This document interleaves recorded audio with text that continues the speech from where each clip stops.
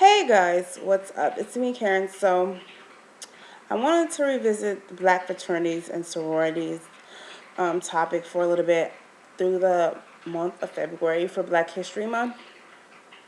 I did the whole month. I did questions on that and I posted content on that as well, some content.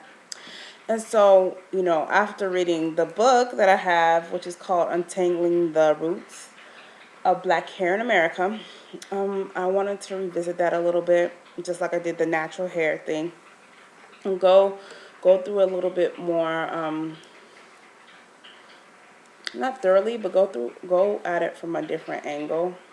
Um, I know there will be different videos, but this will be in the realm of black fraternities and sororities.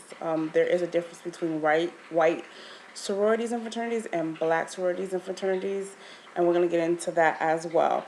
Um, so first, I want to start out. I thought it would be a perfect segue, um, or a transition into this topic, which is the black sororities and fraternities. I'm going to read to you a passage from the book, and it talks about how someone was discriminated against because of their hair, and in terms of gaining acceptance into a black sorority.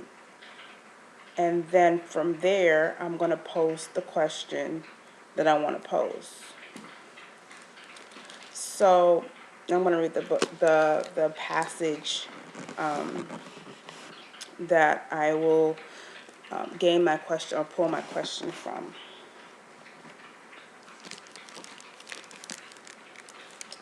Predominantly white schools were not the only organizations policing the appropriateness of black natural hairstyles. In 1998, 17-year-old North Carolinian Michelle Barksdale had been invited to a debutante in a black sorority ball. But Barksdale wore her hair in shoulder-length dreadlocks, and the Alpha Kappa Alpha sorority advised the debutante to be that she would need to pin up her hair on the night of the ball. Barksdale, who likened her hair to rays of sun, refused to comply because she thought the prescribed style would make her hair look animated,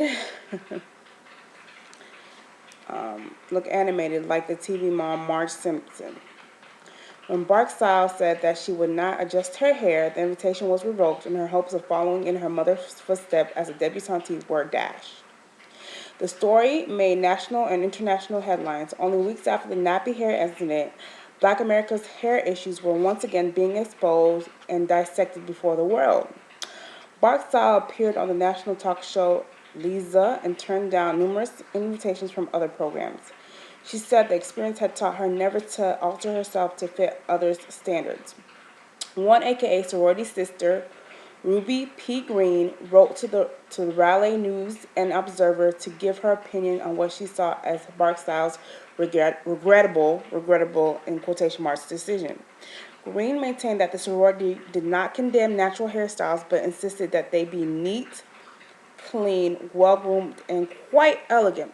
And I know you guys haven't read the book, but in the earlier passage, the slave master said the same thing to the slaves. They said that their hair needs to be clean, neat, clean, and tidy when they were working in the house. And the whole theory was that, you know, Africans, they were Africans, and then they became African Americans. The Africans were inferior or the lesser race because they had their hair unkept. And so it's basically the same thing as the white slave master said previously, 200 years ago or so. And so, or more. And she also wrote that dreadlocks are not culturally significant to the Black American experience. Dreadlocks are not culturally significant to the Black American experience. So the way that your hair grows naturally out of your head is not significant culturally. That's crazy to me. Apparently, Green saw a pinned up French roll as more culturally black. A pinned up French roll as more culturally black than your natural dreadlocks that grow out of your hair. Many Americans of all races disagreed with Green's reasoning and saw the sororities' actions as both regressive and elitist. Now, I just read the passage. Barksdale was a 17-year-old North Carolinian girl, and she wanted to wear dreadlocks to the debutante. They have these black debutante balls, debutante, to be a black debutante like her mom. Now, she was not permitted to attend because of her dreadlocks. Isn't that the same thing as what the white slave masters used to do or say to the slaves, as well as even after they were freed? Well, not after, but yeah, even if after black slaves were freed, they couldn't gain entrance, at least I know within the black community, if they had a certain hair type. Even in some, I posted this on Facebook, even in some black churches, they had the comb test. And if your hair couldn't pass through the comb, then you were not permitted entrance into the establishment.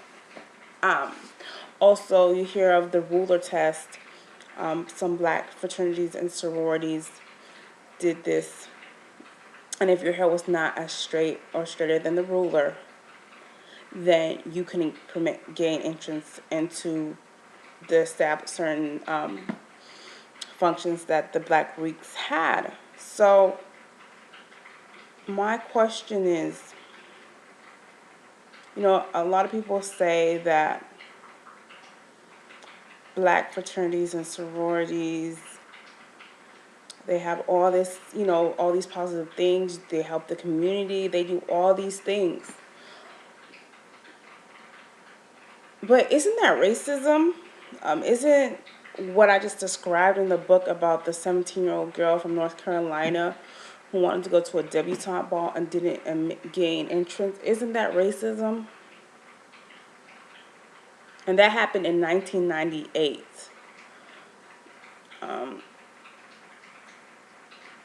And what good, if it is racism, what good is it doing to the African American community if that's still going on today? So when people say that natural hair is not important,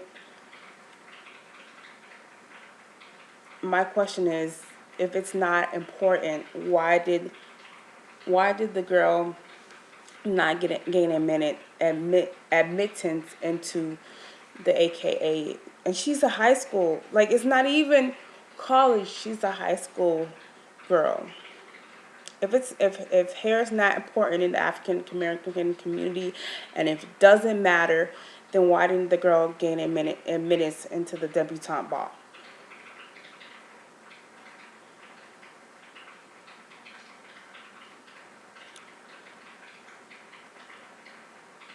And that's my question. We're just going to be re-examining the African American sororities and fraternities from a different standpoint as well, because there's a lot of prominent people, black leaders, that are in these sororities and fraternities, and I wonder what they would think if they knew certain things about their sororities and fraternities. So that's my question of the day.